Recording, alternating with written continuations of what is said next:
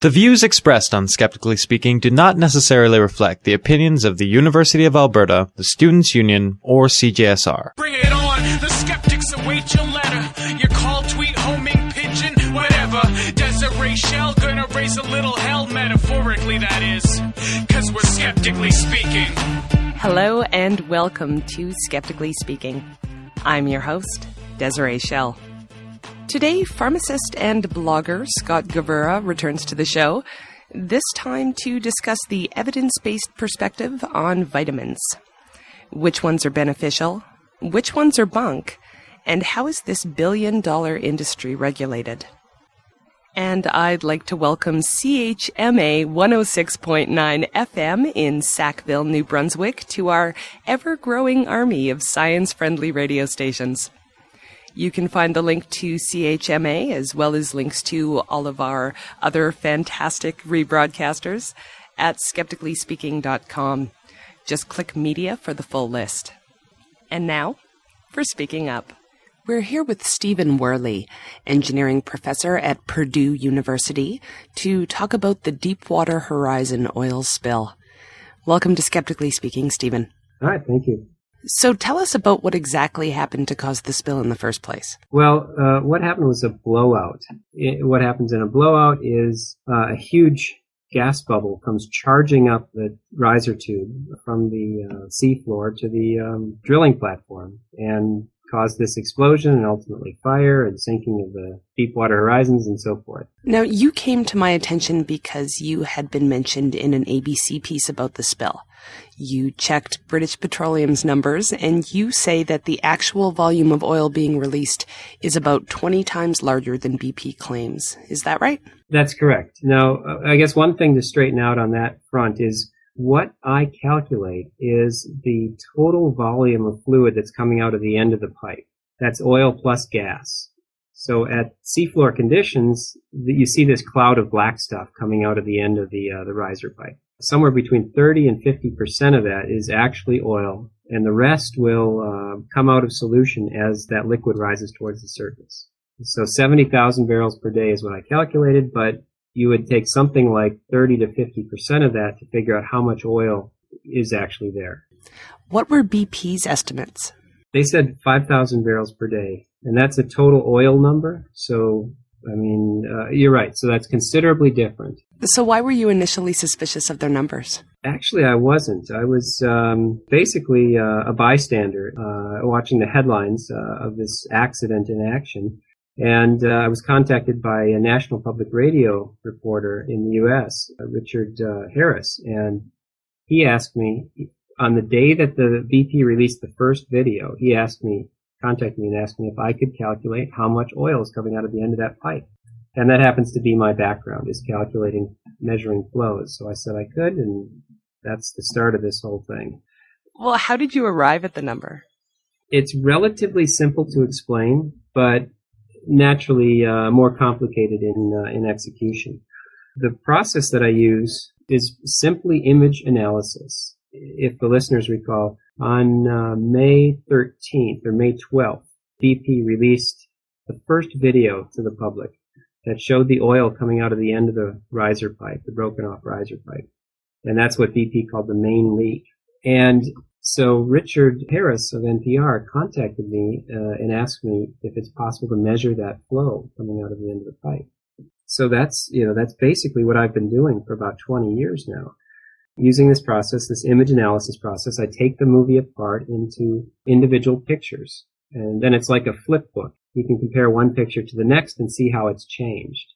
And the listeners can do this, certainly. If you play any of the BP videos in slow motion, you can watch them from frame to frame. You'll see little structures. In the fluid mechanics business, we call them coherent structures. You see them step from one location to the next as you go from frame to frame. And essentially, I just track how fast those move, and that's approximately the average speed of the jet. And then I multiply that by the cross-sectional area of the pipe, and that gives me a volume flow. That's it in a nutshell. So you say anyone can do this, but BP wildly underestimated the amount of oil that's being released. That's right. I testified before Congress the week after I released these numbers for my calculations, and I was able to explain it to a room full of congressmen how to do this. It isn't very hard. I mean, I do have advanced computer algorithms that make it more quantitative and more accurate than what I've just described, but basically it's not that hard.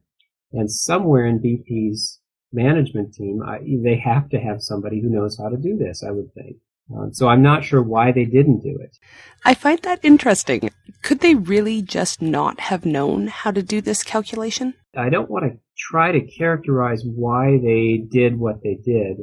Where I'd like to stop with this is in saying that it's a relatively common technique for measuring flows, and given the amount of engineering expertise they have working on this, somebody should have known how to do this. So the big question is now how to stop it. So what's been attempted so far? Well, it goes way back. The first thing that they attempted was there's this 5-story structure sitting on the floor of the Gulf of Mexico called the blowout preventer, which is the structure that malfunctioned, I guess, back in late April, when the blowout initially occurred. And the first attempt was to send down some of these remote-operated vehicles, these remote-control submarines, and try to manually initiate the valves that were supposed to have closed to prevent the blowout. And the blowout preventer was seriously damaged during the blowout, so that didn't work. And then after that, they made this, what I thought relatively quickly, they had this containment dome built. I forget the numbers they said. So 4-story structure, huge thing. And the idea was to lower this containment dome on top of the leak and catch all of the oil and funnel it to a pipe that would lead to a vessel on the surface where it would be captured. And what happens when the oil meets the seawater? It's actually very warm in the reservoir, in the hundreds of degrees. When that oil surges out into the seawater is very cold. It's nearly freezing, and that's the freezing temperature of seawater. When the oil comes out of the end of the riser pipe, it has in it, one of its main components is methane, and the methane and the seawater combine and form hydrates, and these hydrates have a higher freezing temperature. So they immediately form ice. And this ice accumulated in the containment dome and ultimately floated it off of the bottom of the ocean. So that didn't work. And well, now we're on to they had the RITT tool, the riser insertion tube tool. That was the next thing they tried. That was the small, I don't know, I like to think of it as a drinking straw that they inserted into the end and scooped up a small amount of the flow. Eventually BP was capturing 8,000 barrels a day with that tool. So certainly the 5,000 barrel a day number that they had been reporting is wrong, because they were still leaking oil outside of that RITT. So, and now we're on to the last, probably what's going to be the last attempt prior to the relief wells, and that's the cap that's being put on top of the blowout preventer. So today, BP severed this riser pipe, which was in very bad condition. Basically, they just cut it off of the top of the blowout preventer, and now they're putting a cap onto that. And the idea is that this cap will catch some to most of the oil that comes out of the well and funnel it up to a surface ship. The jury's out on how well that's going to work yet. So if that doesn't work, is there another step? I haven't heard another step from the BP PR people, and I'm sort of on the outside here. I'm a member of a U.S. government team to calculate the flow rate, and so I have access to a large amount of information related to calculating the flow rate of the oil, but I have almost no involvement with planning of any operations. So I guess the only way that I know of upcoming operations is when BP releases a press release. Right. So I haven't seen anything beyond this step, this latest capping effort. BP now has a suggestion box on their website, and they're inviting the public to share their ideas. So, as an engineer, thoughts? I've heard from lots of people. I've been in front of the media regarding the measurements of the oil flow for about the last 3 weeks, and so I've heard from lots of people that they've submitted suggestions and haven't heard back from BP on those suggestions. Don't have any good suggestions myself, unfortunately, but Maybe better planning next time? well, that's entirely the issue here. Is actually, and I shouldn't point the finger strictly at BP here.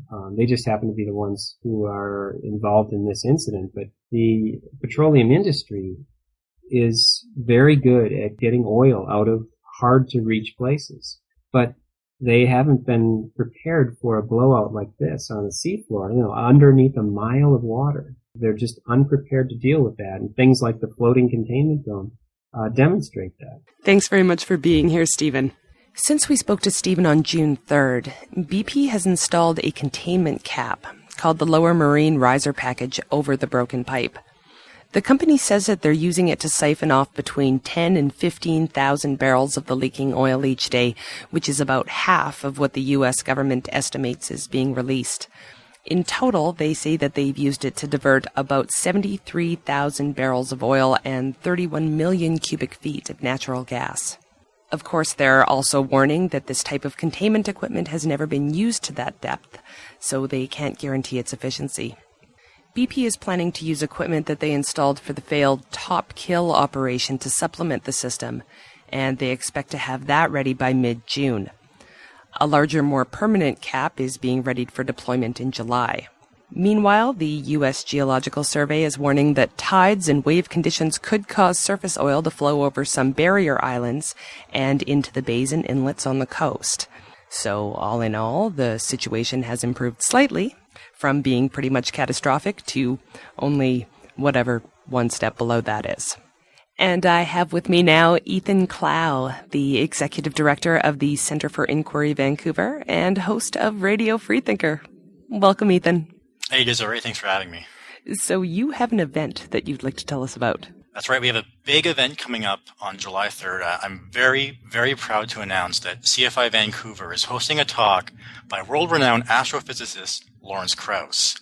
He's giving a talk called A Universe from Nothing, and it's happening at UBC Woodward Building, room number 2 at 7 o'clock, and afterwards there's going to be a reception, so I encourage people to stop by for that. Lawrence Krauss, as many of you might know, is the author of over 300 scientific papers and articles, and was a science advisor on the TV show Star Trek, after which he wrote the bestseller, The Physics of Star Trek.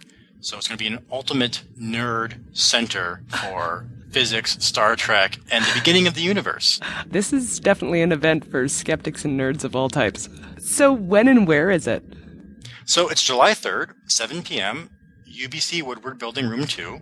You can purchase tickets online at our webpage. You can find that on www.cficanada.ca/Vancouver. I would remind everyone that CFI members do get free admission, so consider signing up as a friend of the center and support this great organization that brings you great speakers like Lawrence Krauss. That was beautiful. I know. Thanks for being here, Ethan. Thanks, Desiree.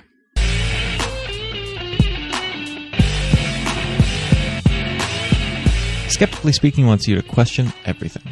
You can email your questions for next week's episode to live@skepticallyspeaking.com, or if you're on Twitter, we're at Skeptical Radio, or use our handy question submission box on the website at skepticallyspeaking.com. After the show, continue the conversation in the comments section of the website, or check out our Facebook group. You can also subscribe to the podcast on iTunes, and while you're there, why not add a review of the show? Skeptically Speaking is rebroadcast on a number of wonderful radio stations. Check the media page at skepticallyspeaking.com to see if we air near you. And now, back to the show.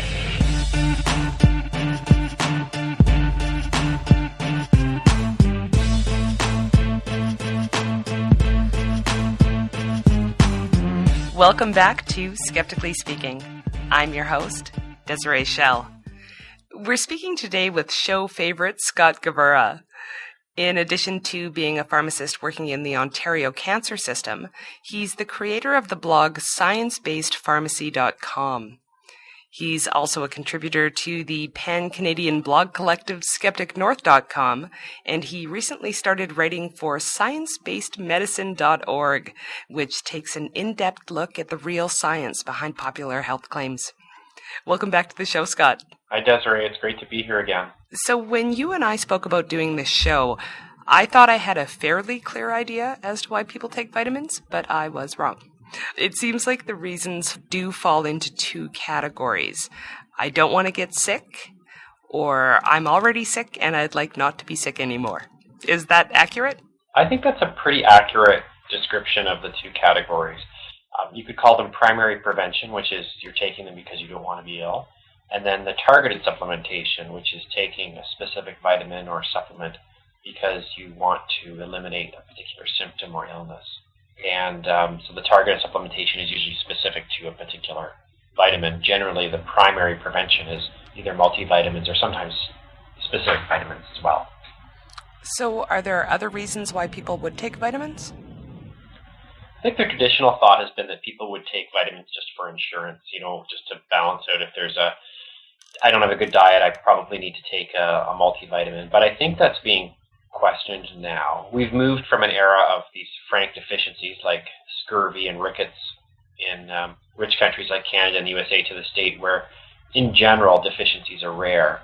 But I think as well, as science evolves or science gives us more information, I think our knowledge of what the different vitamins and minerals do is evolving and growing as well. I actually know people who have gotten scurvy. They were members of frats. That's unbelievable. But like you say, there are people with vitamin deficiencies, though. Yes, there are vitamin deficiencies, and they're not uncommon. Among the different vitamins, vitamin D is probably the most common deficiency. And there's good evidence to show that most Canadians and Americans probably don't get enough vitamin D, and the currently recommended levels, or the recommended levels have been recommended for some time, may be inadequate. Now, if we look worldwide, vitamin A deficiency is very real, and vitamin A deficiency blinds between 250 and 500,000 children per year. So it's an astonishing deficiency in terms of vitamins. Now, in pregnancy, iron deficiency isn't uncommon. In Canada, it's about 1 in 5 women gets iron deficiency anemia. And then in people who have particular dietary habits like vegetarians, B12 deficiency is possible, sometimes B2. So there are chances for people to become deficient, but in general, it's much less common than it would have been in the past. Well, how many people do you think they have vitamin deficiencies versus how many people actually have a vitamin deficiency? Hard to give specific answers about that. In general, we know that in the U.S., and I imagine this applies in Canada as well, about 50%, over 50% of the population takes some sort of a supplement. But there's an interesting study in the U.S. that showed that children who take multivitamins are the least likely to need them. So that is, they're healthier, they exercise, they come from middle to upper income families. And those who use the vitamins the least are at the greatest risk of nutritional deficits, and poverty is the overriding factor. We're speaking with Scott Gavura, pharmacist and blogger, about vitamins. If you have a question, email live@skepticallyspeaking.com or tweet Skeptical Radio. So does eating a healthy, balanced diet solve most of these issues? I think in most cases, yes. I mean, vitamin D may be an exception because our exposure to that is both dietary and by the sun. But greater consumption of vegetables and fruits has been associated in the majority of clinical studies with lower risks of lung, esophageal, stomach, and colon cancer. It's not known which compounds are providing the benefits, so the best advice is continue to eat real food. So the products like cruciferous vegetables, like the cabbage, kale, broccoli, they may be reducing the risk of colorectal cancer. If we take a supplement based on an element within those products, we don't know for sure that we're actually getting the particular compound that is going to be providing us with the benefit. So I think in most cases, if you concentrate on diet first, you can eliminate most of the uncertainty around whether you're going to be getting the potential benefits. And in a lot of cases, it can be less expensive too. Well, in regards to diet, is there any difference in vitamin content between eating organic foods and regular foods? There have been some studies that have shown differences between organic and so-called conventional food, and they don't seem to be all that significant when you look in the context of your overall diet. So while you might find one particular product has more or less vitamins, if you're looking at it in the totality of everything that you're consuming, it doesn't seem to make a big difference. As long as you're eating a variety of foods, there's no evidence that it's going to be a significant factor in your nutrition or in the vitamins that you're getting if you're eating organic or not. So when exactly is it better to get your vitamins in pill form then? Well, I think that if you have an identified deficiency, then you need to make sure that you're actually getting that replaced. And in some cases, taking it as a pill form might be superior. And for example, vitamin D, if you have a vitamin deficiency, it's far safer for you to be taking vitamin D supplements as a pill than it is for you to go and expose yourself to UV radiation. You've mentioned cost a couple of times. Is there any difference between the expensive vitamins and the cheaper versions? No, generally not. There shouldn't be any difference in terms of what's in the particular product. There's a number of different companies that make products, and the products can range from fairly inexpensive all the way up to very, very expensive. And there's no evidence to demonstrate that the more expensive products are any better. Sometimes they're formulated slightly differently, but there's no evidence to suggest that they're actually superior. How about natural vitamins versus synthetic ones? In general, there is no difference between naturally formulated vitamins and synthetic, with one exception. Natural vitamin E is twice as potent as synthetic vitamin E. So the reason is that when you synthesize vitamin E in a lab, it makes two mirror versions of the molecule, and our body can only utilize one, versus the natural vitamin E is just the version that our body can use. So you need to take twice as much of the synthetic to equal the natural. But with respect to other vitamins and minerals, there isn't any difference between the natural or the synthetic. Well, how is that recommended daily dosage actually arrived at? Because higher milligrams don't necessarily mean better for you, do they? Right. Well, there's a group called the Institute of Medicine, which summarizes the recommendations of Canadian and U.S. scientists. And what they start with is what's called the estimated average requirement, which is you look at the scientific literature and say, well, what's the average amount needed to meet the needs of 50% of the population? So, because there's often a range. So we'll say, what do we think we need to meet the needs of 50% of each age group? So they'll come up with a value, and then they'll say, well, what should the recommended dietary allowance be? And often they'll take that estimated average requirement and then increase the amount by 20 to 30%, I believe, in general. And they'll say, well, if we increase it to this amount, it should meet the requirement of nearly all healthy individuals in each category. And then they'll further set what's called a tolerable upper limit. So the tolerable upper limit will tell us what's considered to be the safe range, where we know that we wouldn't expect to have any side effects. So between the recommended daily allowance, the RDA, and then the upper limit is the range in which we think we should be targeting in both either supplements or as part of our diet. You mentioned before the show that there are challenges around researching vitamins. I think to start, we need to ask, what are we studying? If we're studying kind of a common outcome, so let's say we want to study heart attacks or strokes, well, those happen pretty frequently in the population. So we know that the effects of the vitamins will probably be subtle, and so we need to have huge populations in order to study them. And they usually have to be studied for several years. Now, this is done, so there's groups like the National Cancer Institute that are mounting these very large studies. I think in general is that we also need to try to separate, and this is why we need to do prospective control trials where we actually give one group a supplement and one group gets a placebo, is to separate the correlation from the causality. Because in general, when we look at observational studies, people who take vitamins generally live healthier lifestyles overall. And so it's hard to decide, well, was it the vitamin that was doing this, or was it the fact that they exercise more, or they're just wealthier and they have better access to healthcare. All these different determinants of health are often correlated with vitamin consumption, and that's why I said that the people who take the vitamins are the ones that in general don't need them. So there's Michael Pollan in his book The Omnivore's Dilemma says that we should be the type of person that takes supplements, which is interesting advice. So you want to be the type of person that takes supplements, but you don't actually need to take them, but you want to be of that type in terms of how you lead your life. If you are in a capacity to take them, but don't actually take them. Right. You're listening to Skeptically Speaking, and we're discussing the science of vitamins with pharmacist and blogger Scott Gavura. Email live at skepticallyspeaking.com or tweet us at Skeptical Radio. So let's talk about the specific research around vitamins. I had, honestly, I think more emails than we've ever received about a show in terms of questions. And people have some very specific questions in terms of the different vitamins. So I'm going to just shotgun these at you. And I'd like to know sort of, what do people claim that these vitamins can do? What do they actually do? And if people should actually bother buying them at all. Okay, I'll do what I can. I mean, I can give kind of general information, but often this needs to be considered in the context of, patient-specific factors like your diet, your lifestyle, are you pregnant, are you breastfeeding? All of these things often get factored in. So I'll try to give some general advice, and I can commit to giving you some links on the website to point people towards reputable sources to look up information. Wonderful. Let's start with vitamin C. So vitamin C, yes, vitamin C has been around a long time. This was the one that has been touted as everything from a cure for cancer to cure for the common cold.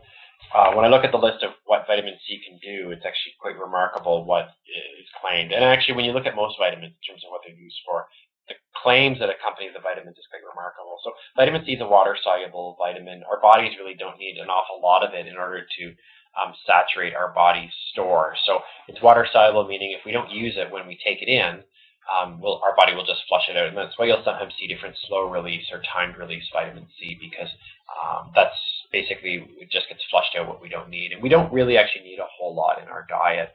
About 75 milligrams a day for women, maybe 95 milligrams for men. If you take more than 250 to 500 milligrams of vitamin C, everything else just gets flushed out. So if you take more than about 1,000 milligrams a day, you can get diarrhea. But in general, vitamin C is important. You pointed out scurvy, although I didn't think we saw a lot of that in Canada anymore, but clearly that's not the case. But it's only in fraternities, I assume. Right. Most people shouldn't have a lot of trouble in terms of meeting that with even a rudimentary diet. So then should people actually bother buying them? Well, I guess if your teeth are falling out, maybe, but I think in general, probably not necessary. Most, like fruits and vegetables, have some vitamin C or juice. Juices are a good source of vitamin C as well. So any of those products have vitamin C, and it's not that difficult, I hope. But maybe I need to reevaluate my advice given your fraternity's anecdote. How about vitamin D? Now, it seems like there are two main claims with vitamin D, that it helps with depression and that it prevents cancer. I think vitamin D, as the vitamins go, is really pretty exciting because there's a lot of information showing that it may be providing, supplementation may provide a significant benefit in a number of different illnesses. And I hope it doesn't turn out like vitamin E, which was the golden vitamin for quite some time before its fall from grace with different types of data that have emerged to demonstrate that it really is not all that safe. But sticking with vitamin D, I mean, vitamin D is synthesized in our skin, and we can get a dose of a few thousand units simply by going in midday sun for about 5 or 10 minutes. So our body can make that, but in general, the population, Canadian population seems to be deficient, American population seems to be deficient too. So there's a lot of questions around how much we should be getting in our diet or overall. And what's really interesting is the level that we've always thought as being the normal level, is at the appropriate level? Because if normal is based on everyone else and everyone else is deficient, then maybe normal is actually low. So the best data comes from prospective trials, or randomized controlled trials, where people are receiving either vitamin D or a placebo, and that's the best way we have to tease out correlation and causation. And there's a number of clinical trials going on that will help to give us quite a few answers, a number of different categories. The number of different foundations are currently, and groups are releasing new and updated guidelines for vitamin D. There was one that was just released from the Osteoporosis Foundation a couple of weeks ago, which has suggested that older adults need 800 to 1,000 units per day to get to normal levels. And it's interesting with osteoporosis. So vitamin D is thought to act on muscle tissue. So supplementation is thought to help support muscle performance. So reducing the risk of falls, which is good in the elderly. But it also seems to affect bone metabolism, and supplementation may actually help reduce the risk of bone loss in older women. And it's always been known that you need to give vitamin D with calcium, but I think that now there's a renewed focus on making sure vitamin D levels are appropriate.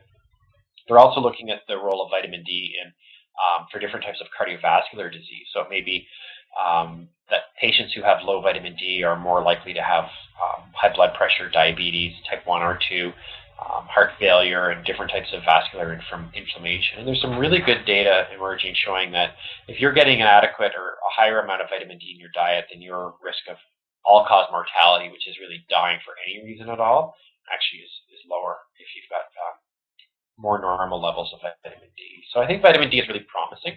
There's a lot of different illnesses that it's being studied in, multiple sclerosis, another one. I don't think we're going to find that it's causal and that's the one true cause of disease.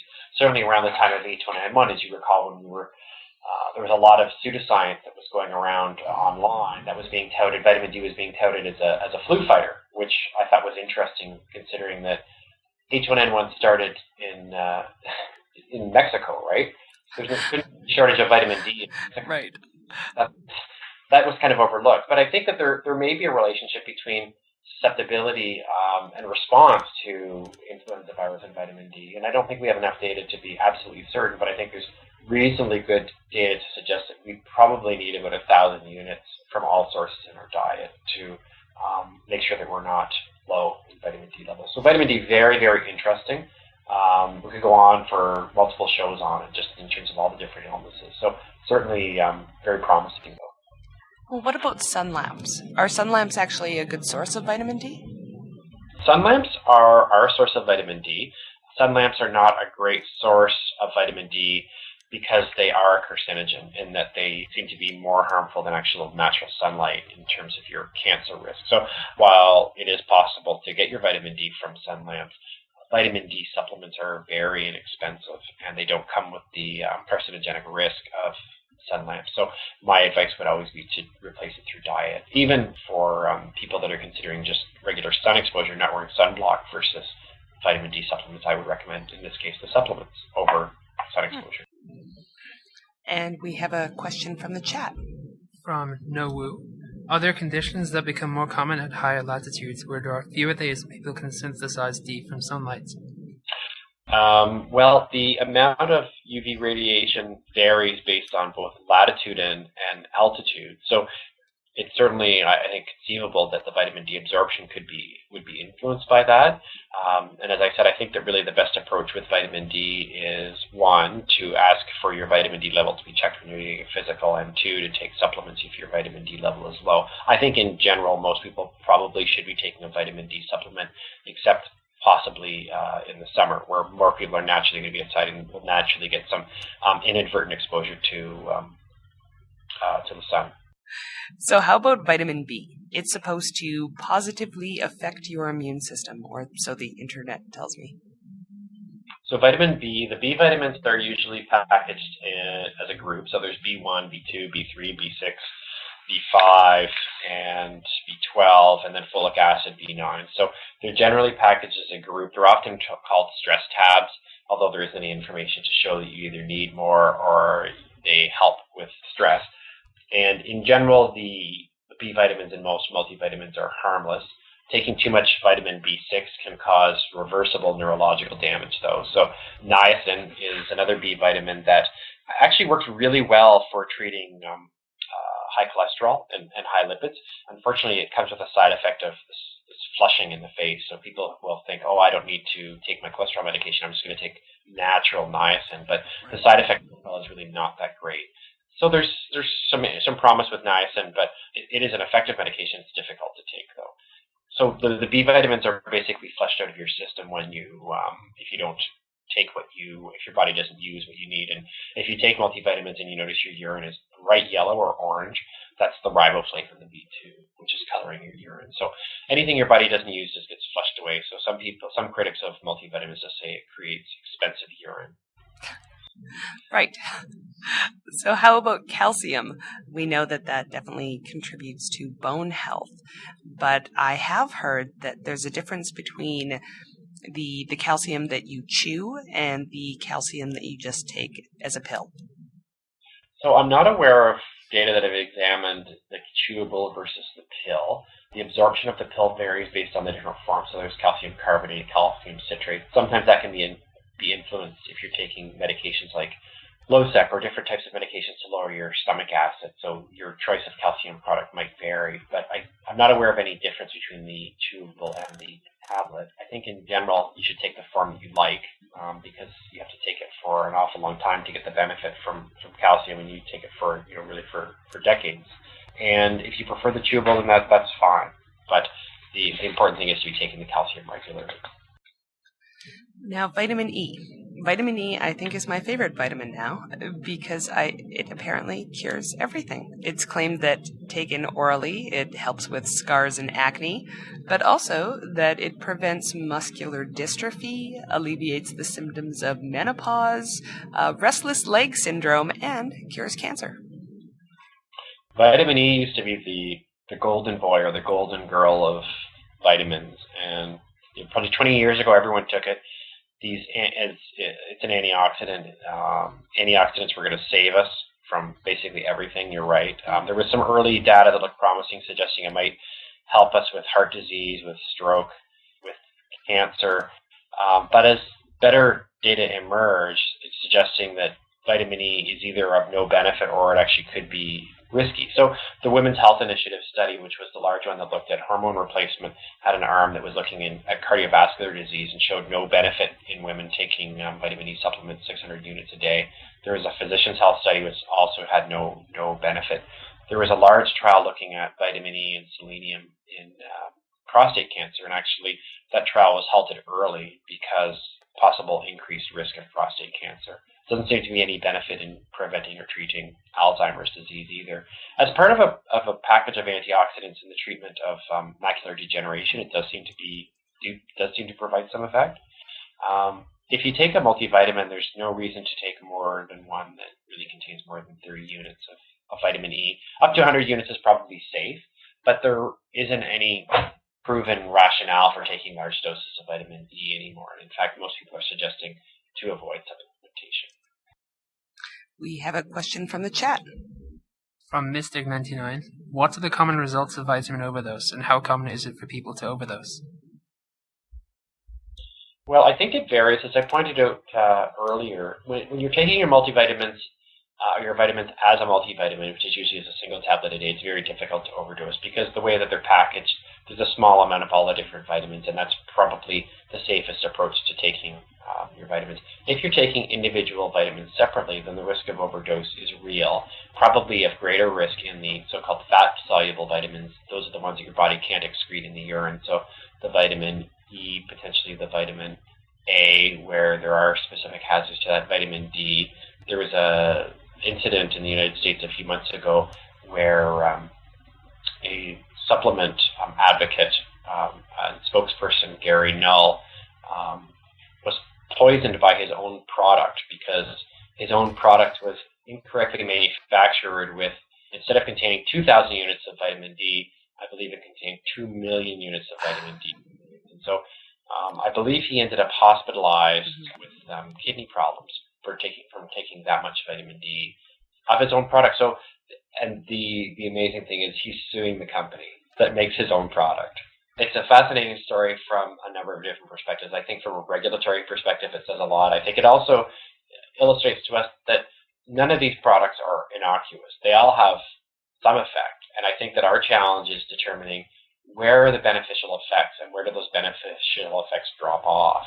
And if I can jump back to the B vitamins, if you don't mind, Desiree, just to talk briefly about folic acid, because folic acid is one of the B vitamins, and I think that's one that's really fascinating as well as our evidence emerges around what we know about folic acid. And most women will recognize that folic acid has been demonstrated to be effective in preventing neural tube defects. And so it needs to be taken prenatally because the neural tube forms often in your baby before you even know that you're, in some cases before you know you're pregnant. So you need to have the folic acid levels normal in your body.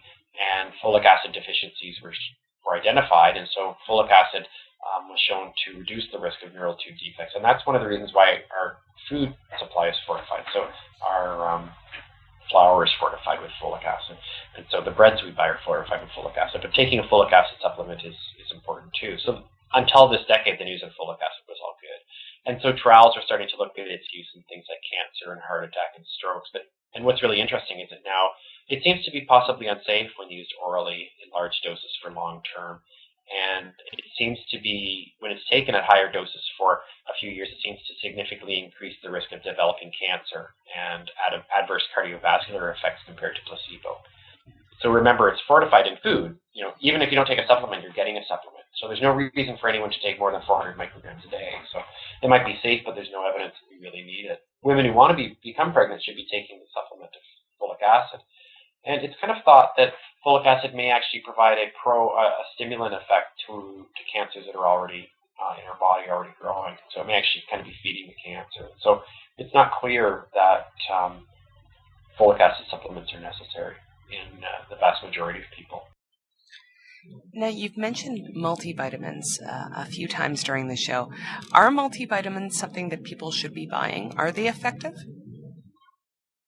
I guess it depends on what you mean by effective. I mean, I think that if you want to take a product that in general makes sure that you're getting kind of the recommended daily allowance of the of an array of different products, then that's probably fine. In a lot of cases, we've discussed, these products are water soluble, so whatever your body doesn't use, it just flushes out. There's often a small amount of iron, which is probably reasonable. Many people, especially premenopausal women, are deficient. We don't get enough magnesium in our diet. There's often a small amount of magnesium in there, so that's probably reasonable too. There's usually a small amount of vitamin D, not enough to meet our needs, but there's usually a small amount of vitamin D, small amount of calcium. So in general, that's probably fine. I think that what the concern is now is to say, well, what do we need to be taking everything that's in there? So should we be taking this just for insurance? And I think the case of folic acid is one that's cause for concern. So the folic acid is typically 400 micrograms or 0.4 milligrams in most multivitamins to reduce the risk of birth defects. But now there's questions about whether we should be taking that much if we're not of childbearing years, and particularly with males, if men need to be taking that much folic acid. It's difficult to say, and it really depends on a number of different factors. I think, as I said at the beginning, in general, I don't think we necessarily need to be taking multivitamins. If we put our efforts into making sure that we're trying to eat a diverse diet that's fairly balanced and has a variety of fruits and vegetables, we can meet the vast majority of our needs. And is there a best time of day to take a multivitamin? In general, I suggest people take the multivitamins with their largest meal of the day. Sometimes multivitamins can cause nausea, and taking it with food can help. And also, if we think about the multivitamins as being isolates from different parts of food, then there may be cofactors or other elements in the food that help us both absorb it and utilize those vitamins. So taking it with a large meal is probably the best bet, because then it'll be mixed up and dissolved with our food and absorbed at the same time, the nutrients. You've mentioned regulation a few times. How exactly are vitamins regulated in Canada? So in Canada, vitamins are regulated by the Natural Health Products Directorate, and the Natural Health Products Directorate is a part of Health Canada. So the standards are set by Health Canada in terms of manufacturing, labeling. In general, the Natural Health Products Directorate is perceived as being a fairly industry-friendly division, in that the regulatory standards are not the same as they are for prescription drugs. But it's Health Canada that establishes the standards in terms of how the products, like the manufacturing practices and the labeling standards. They approve labeling claims in some cases. Do vitamins have the same kind of standards as pharmaceuticals do? I think it'd be difficult to compare directly, and that would be getting a little bit out of my area of expertise in terms of the manufacturing area. But I think in general the intent is to have similar standards. But certainly when we look at the allowable claims, it's personally to me quite concerning. So if we look at selenium, which is another supplement, that there's concern that taking selenium long-term might not be safe. It may increase the risk of squamous cell skin cancer. It doesn't provide any protection against heart disease. You may be getting more diabetes from it. There was a huge trial, as I mentioned before, we were talking about vitamin E, that looked at selenium and vitamin E, that was halted because of increased risk. And the selenium group was getting more diabetes. This was a study that was looking at prostate cancer. So this trial was started. So really, there's no rationale for taking a selenium supplement specifically on its own. The small amounts that are in multivitamins are probably safe, but there's no rationale to be taking a specific supplement. But despite the lack of evidence, if we look at Health Canada has approved selenium supplements with claims like helps support prostate health. Right. I think there's a disconnect there in terms of making sure that the claims that are approved by Health Canada are evidence-based and science-based and up to date. And that's interesting to me because most people assume that if they take a vitamin, it's going to be good for them. And I don't think a lot of people would compare it to a pharmaceutical at all. Well, I think that vitamins can behave as drugs. They can be therapeutic substances, absolutely. And I don't think we should be so casual in both accepting the benefit or in the risk. And I think we need to think carefully about when we're being reductionist and taking elements of food and taking large amounts that would be very difficult for us to obtain when they're not in our diet, and expect them to be all good and not have any possible potential negative effects. The challenge is it's just very difficult to know about those negative effects unless they're actually prospectively studied, and in a lot of cases we just don't have the study. And so health professionals like myself are generally very cautious about recommending things. I was actually reading the Health Canada warnings from this year in preparation for this show, and one that I was reading was about an unauthorized product being marketed. And I'll read you this. It says, Health Canada raised issues about the bitter apricot kernel extract in the vitamin B17 products, which said it could release cyanide when ingested, and which could be lethal. So that leads me to a number of questions here. I've never heard of B17. Is that a real vitamin? I don't think so. Oh, okay, good. Do natural health stores often sell unauthorized vitamins? It's difficult to answer. I mean, there certainly is an effort now, certainly within pharmacies. Pharmacies have been asked to not sell any unapproved natural health products. There's a huge backlog that Health Canada has been dealing with in terms of implementing the natural health product regulations. And the requirement is, and the expectation is, that all products that will be sold in Canada will be approved by Health Canada, which makes sense. But there is still a large backlog of products of which there's no approval yet. And so we need to, I would look as a consumer to look for either a drug identification number, it'll say DIN, and there'll be a number on the front, or an NPN, which is a natural product number. And then you will know that at a minimum, the product should contain in the bottle what's on the label, and that basic safety issues have been ruled out. So you won't have any cyanide-containing product, hopefully, in a Health Canada-approved product. And today on Skeptically Speaking, everything that you ever wanted to know about vitamins with pharmacist and science-based blogger Scott Gavura. We'll be right back with some listener questions right after this.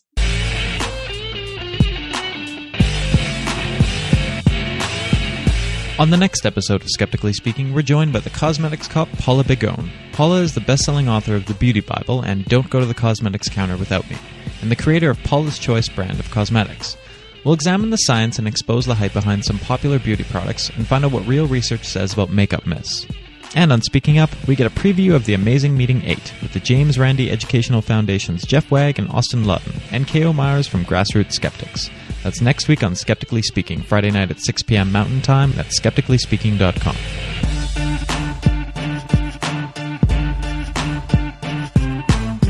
Welcome back to Skeptically Speaking. I'm your host, Desiree Schell.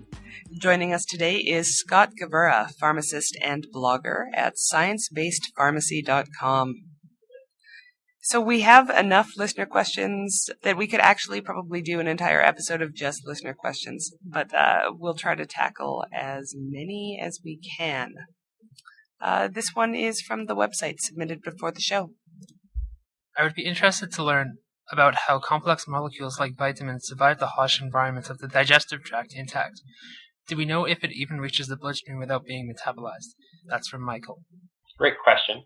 Well, when the vitamins are in their original sources, food, we do know that they are going to be absorbed and to reach our bloodstream, because otherwise we wouldn't be getting any of them. I think that the question about whether when we're taking it as a vitamin, as a supplement, an isolated supplement, whether the behavior is the same is probably a fair question, and I think that's one that we don't have an answer for unless we actually prospectively study.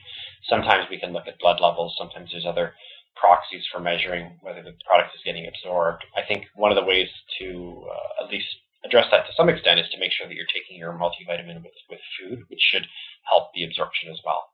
And we have another question from the website. I've heard that some vitamins inhibit absorption of other vitamins or minerals. Is this true? Yes, I can think of one example right off the top. There is zinc. If you take a lot of zinc, it can cause copper deficiency anemia. So that's one.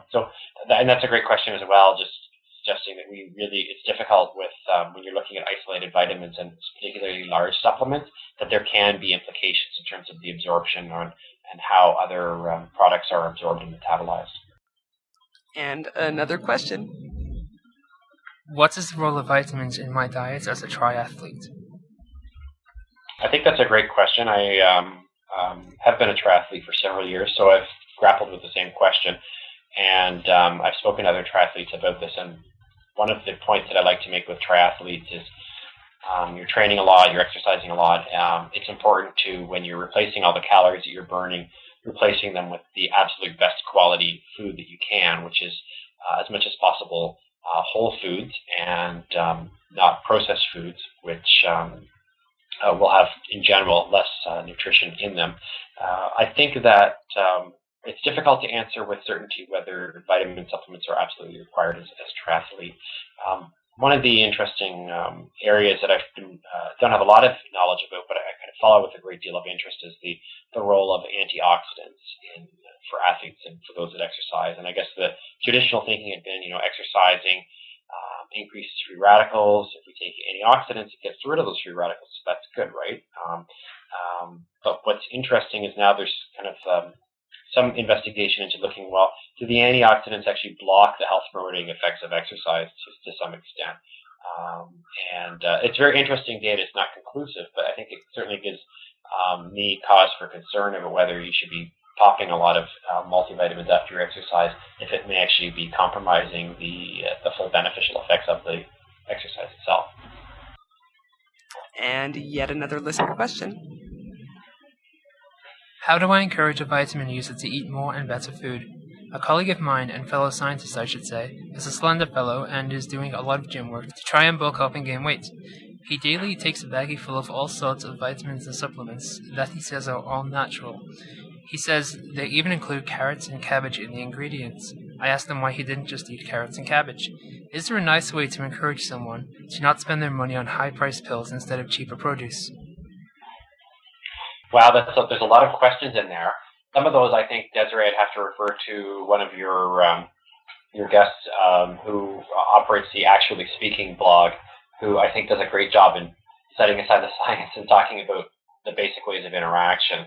I think I can give an answer from a science perspective in that I would, my approach could really be to talk about kind of the thinking or the why someone would be interested in taking the vitamins, and it could be that there could be a number of reasons. They might just not be able to get these products in their diet, and in some cases maybe referral to someone like a dietitian might be helpful, or there's different resources available even online in terms of tracking the diet and then identifying what could be, what changes can be made, and sometimes it can be done for not a lot of money, and often supplements can be quite expensive as well, so there may not even be an additional financial cost to that. I think it's a difficult question to answer, so I hope that's helpful. You're listening to Skeptically Speaking, and today we're talking about vitamins with pharmacist Scott Gavura.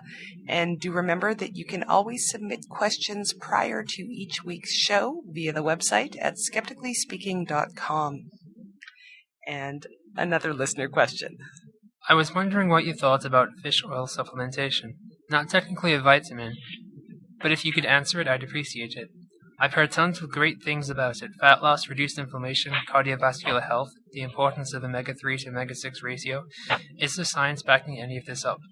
And I have to point out that I received quite a few questions on this topic.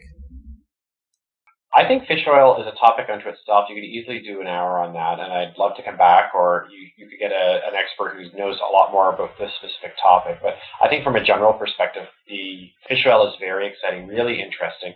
And I think that there is really good evidence to show that fish oils can have very beneficial effects, particularly around cardiovascular disease. So the one area, again, that's always interesting to tease out, and a lot of the studies have looked at fish consumption and not necessarily fish oil consumption. So the challenge is to tease out the impact of the fish oil versus just the fact that you're eating fish and substituting eating something else like Big Mac. And another question? I had a baby 6.5 months ago, and I'm still nursing, as well as feeding a wide variety of solids. My OB advises me to continue taking a prenatal calcium and vitamin D. By the way, we live in Alaska where daylight is in short supply in the winter. A previous doctor had told me that vitamin supplements are not really necessary even during pregnancy because fortified bread products and a balanced diet provide adequate nutrition. So my question is, where can I go to find out which vitamins are necessary, if any, during pregnancy and nursing, and for my young child? And that's from Barbara Bundy in Anchorage. Most women who are nursing generally it's suggested that they continue to take a multivitamin simply because of the iron and the calcium in that to help replace the nutrients that are being lost in the breast milk. As well, it's important to continue to give vitamin D while you're breastfeeding because vitamin D doesn't appear in breast milk, particularly in Alaska, and if there isn't any other opportunity to get vitamin D. So I think that's kind of the general advice. I would refer the caller back to the family doctor for more specific advice, or maybe their pharmacist might be able to provide some customized advice as well. Now we have sort of an extension of that question. I know multivitamins in adults aren't worth it or counterproductive, but what about children's multivitamins or infant drops? Is it insurance, a waste, or harmful? Steve from Ann Arbor. I would say yes, it's insurance. I wouldn't necessarily say it's a waste. It's difficult to say that. I can reiterate that generally speaking, routine multivitamin supplements are not necessary in children. The American Academy of Pediatrics doesn't recommend routine vitamin supplementation in children. And we are completely out of time, Scott. Thank you, as always, for being here. It's wonderful to have you here. We had a lot of vitamins we didn't cover, so... We'll have to do a part 2, as in many of my shows. Yeah, and I will commit to putting some links on the website for people who are interested in finding out more. I'm happy to do that. Wonderful. And some of those links that are already on the website are links to Scott's prolific roster of blogs. You can go to sciencebasedpharmacy.com, sciencebasedmedicine.org, or skepticnorth.com. And you can find our site at skepticallyspeaking.com. There are links to Facebook, to Twitter, and to iTunes where you can subscribe to this show. Thanks for listening, and we'll see you next week on Skeptically Speaking. Bring it on! The skeptics await your letter. Your call, tweet, homing, pigeon, whatever. Desiree Shell gonna raise a little hell, break the spell of Pavlov's spells. Cause we're skeptically speaking, our mind reading tarot cards and witches, psychics, and their spoon-bending mind tricks. All the humbug, flim-flam, frauds and shams, the charlatan woo. I don't think you understand. It's the hocus pocus, out of focus locus, eroding the brain, making gains on the hopeless. Let the crystal ball fall, smash on the floor. Leave the pieces alone, we don't need them anymore. Just a microscope, telescope, magnifier, reading in between the lines of these lies. Bring it on, the skeptics await your letter. Your call, tweet, homing, pigeon, whatever. Desiree Shell gonna raise a little hell, metaphorically that is. Cause we're skeptically speaking.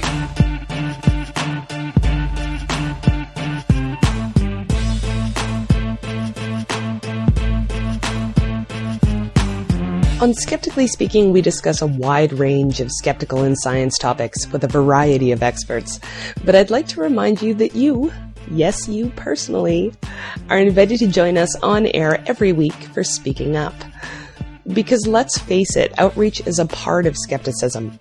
We all do it, whether we're talking to our parents about why they shouldn't buy into that multi-level marketing scheme, explaining the misinformation around vaccines to our coworkers, or forwarding that Snopes entry on why typing in your PIN number backward on the ATM machine does not, in fact, summon the police.